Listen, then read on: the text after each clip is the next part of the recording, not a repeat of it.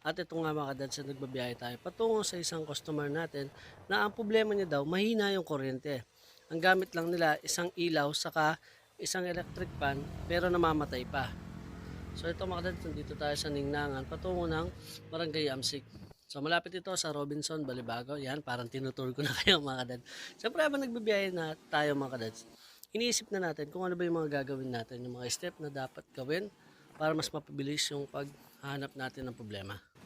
At finally mga dads, nandito tayo sa Barangay Amsik. So shoutout po sa inyo mga Barangay Amsik natin dyan, mga kabalen.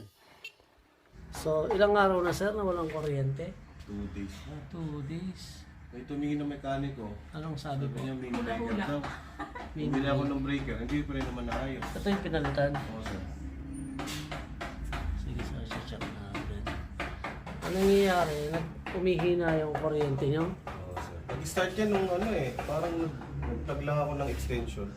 Extension. Saan kayo nagsaksak sa ng extension? Dito sir. Diyan. Dito ba yan? Ah, dito. Dito. Tapos kahit ilaw po, di kaya.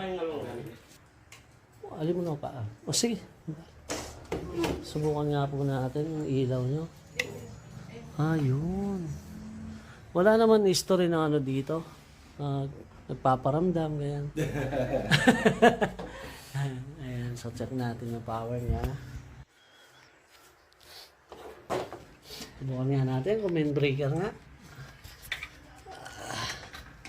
Sabi main breaker.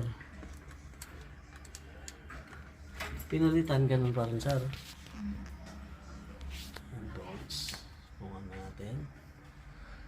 Main breaker nga. Ayun, may power ka naman. Power sas dito.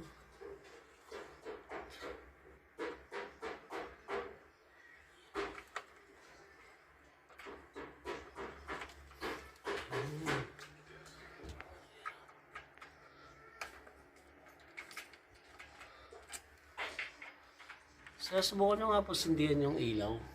Kasi hindi siya sir. Ay, pagipatay po. Pag-isindi nga po ulit. Ayun, ang bilis ng baba. Pag-isindi po, ay patay. Tapos sindi po. Ayun. So, dito para nakita na natin yung problema. Ang problema nito, may multo. Dapat dali sa mental hospital. Ano siya dito?